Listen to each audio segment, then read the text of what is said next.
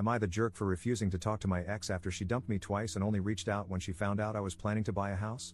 Posted by u/wide_trip8392. I, 34M, am struggling with whether I'm in the wrong for refusing to talk to my ex, Sarah, 29F, not her real name. There's a lot of history here, and I'll do my best to explain everything clearly. In mid-2022, I met Sarah at work, and we hit it off immediately. I fell for her quickly, and it didn't take long before we started dating. However, early in our relationship, Sarah broke up with me over something minor. To make matters worse, she made a scene in front of everyone at work. I was devastated but didn't want to leave my job at first. Eventually, I realized I still had feelings for her, and seeing her every day became too painful. That's when I decided to quit and find a new job. We lived close to each other, so we bumped into each other frequently over the next few months. We started talking again, but even though I still had feelings for her, I couldn't bring myself to consider getting back together. What she had done hurt me deeply. After a couple of months, she told me she regretted breaking up with me over something so minor. She admitted that doing it in front of everyone was wrong and that she had been thinking about it ever since. She seemed genuinely remorseful, and I could see she meant it.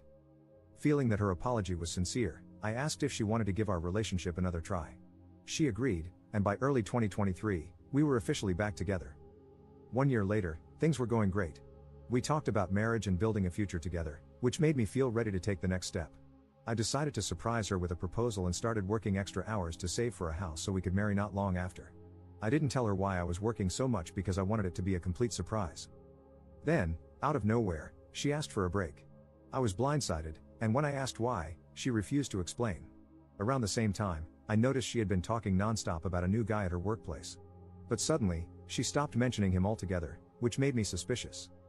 Confused and hurt, I reached out to one of my close friends, Emily, not her real name, who, along with her boyfriend, still worked at the same place as Sarah.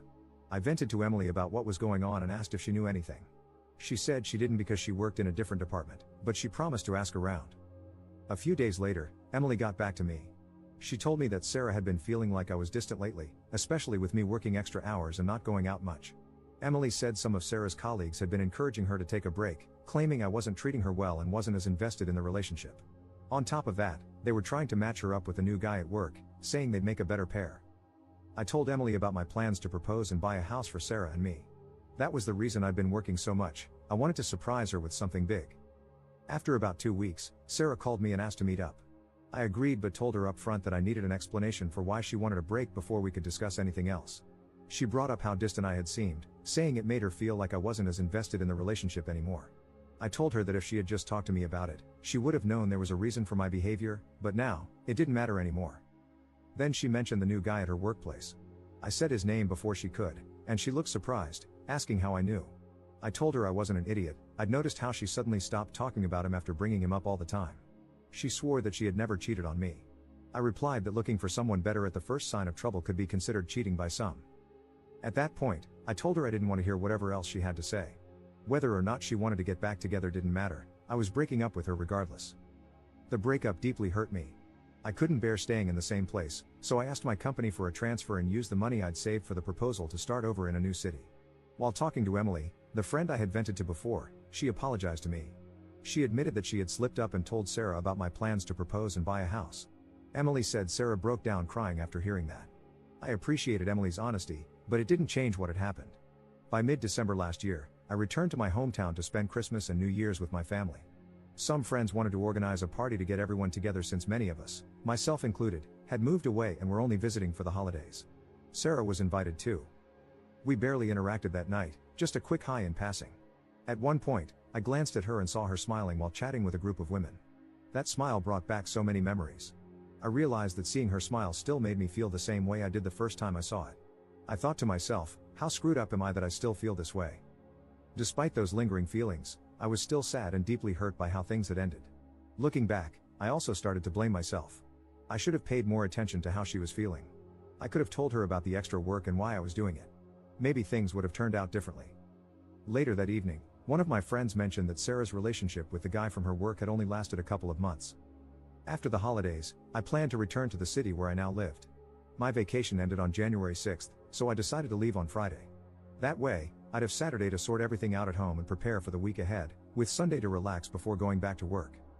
Before I left, one of my friends from back home called me. He said he had a favor to ask on behalf of someone else and warned me that I wouldn't like it. I could already feel my stomach sinking. Then he told me it was Sarah. She was moving to the same city where I live to work at her relative's company, and she needed a ride. He asked if I could take her. I didn't even think about it before I said no. The idea of being stuck in a car with her for hours was too much to bear. It would have been painfully awkward, just like the party, and I wasn't ready to put myself through that. He told me that Sarah and I needed to talk, but I wasn't having any of it. I went back home, and last week, I went for a run and stopped to rest a little in a park when I heard a familiar voice say, "Hi." It was Sarah.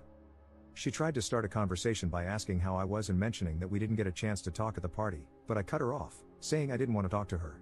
She told me not to be like that we needed to have a conversation, but I said no. She asked how I could still resent her after almost a year and after everything we'd been through, but I told her it wasn't resentment. I was very honest. I told her that thinking about her, talking about her, or even seeing her still hurts a lot, and that's why I couldn't talk to her. She said that was exactly why we needed to talk. I didn't see the point. I just walked away. Since then, Sarah has tried to approach me twice more, and I've shut her down both times. Some of my friends think I'm being too harsh and that I should talk to her for closure. Others say it's not okay to torture her over what happened forever. But that's not what this is about. I don't have any resentment or negative feelings toward her anymore. I even recognize now that I share some of the blame. But it still hurts. I can't talk to her because it's like reopening an old wound that never fully healed. So, am I the jerk for refusing to talk to her? Relevant comments. Commenter. Some people might say you need closure, but it seems like you've already processed much of the situation, and talking to her could just bring up more pain. You don't owe her anything, especially when it's affecting your well-being. You've already made it clear how you feel, and you're setting boundaries, which is important for healing. Ops response. That's what I think, but I don't know, sometimes I'm not sure. Commenter 2. Moving to your city, wanting a ride there where you're trapped in the car with her for hours, ignoring your rejections, and being persistent? Those are not the actions of someone who wants closure to move on. That is someone trying to wiggle their way back into your good graces. Ops response. Good point. Commenter 3. Once was a mistake, twice was a lesson, and a third time is just being stupid. That's like watching the same movie but expecting a different ending. Don't do it to yourself. Ops response. There won't be a third time. I was already sure about not going back to her, and your comments are helping me make up my mind about not talking to her. Additional information from Op after reading comments. Thank you all for your advice. I just want to clarify one thing. My friends are not calling or messaging me to say that I should talk to her, that's just the opinion of some of them when the subject was brought up. Update 6 days later.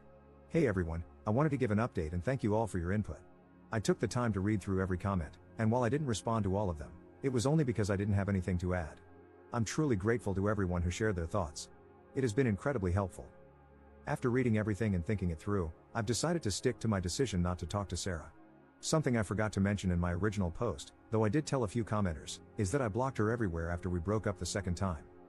Over the last few days, it seems like her persistence has started to backfire. Some of our mutual friends, including the ones who initially told me I should talk to her, have become frustrated with her constant attempts to contact me. Apparently, they've started turning on her because of it.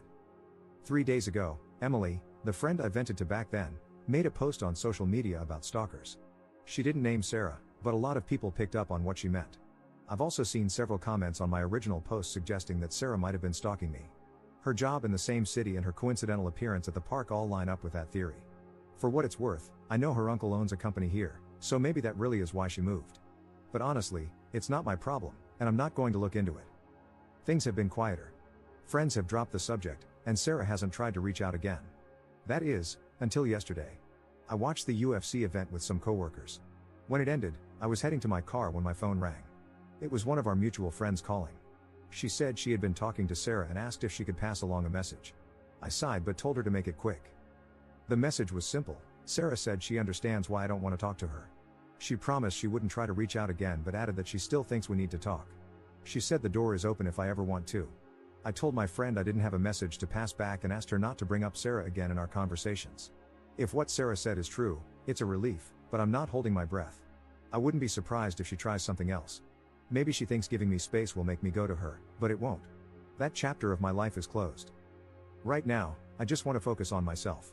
I probably won't be dating anyone anytime soon. If there's one thing I've learned, it's that I need to get to know people better before jumping into a relationship. I've also been thinking about how loosely I use the word friend. That's another part of my life I need to rethink. Some of the people I've called friends have proven they don't have my best interests at heart. A few people suggested therapy in the comments, and I'll admit it's something I've been considering. For now, I'm giving myself time to heal on my own, But if I still don't feel right after a while, I will look into it. Thanks again to everyone who took the time to comment. Your advice has been a huge help in sorting all this out. Relevant comments.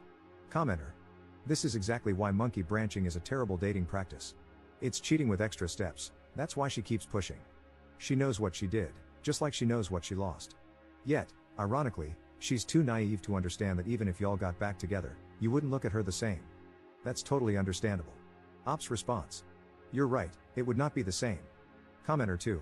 Good for you for holding to your boundaries. The moment she wasn't getting the amount of attention she wanted, she sought out a coworker to monkey branch too. It was cheating. She wasn't remorseful, as she immediately began a relationship with that guy. All she wants now is to act like she didn't cheat on you and rekindle your relationship. She's already proven that she will cheat with whoever shows her attention. That's not someone to be in a relationship with. Have you not dated since the breakup? Personally, that helped me get over my ex-wife, who cheated. It's been a year. There's someone special out there for you. Not every woman is like your ex. Good luck. Ops response. I've dated other women since the breakup, but nothing serious.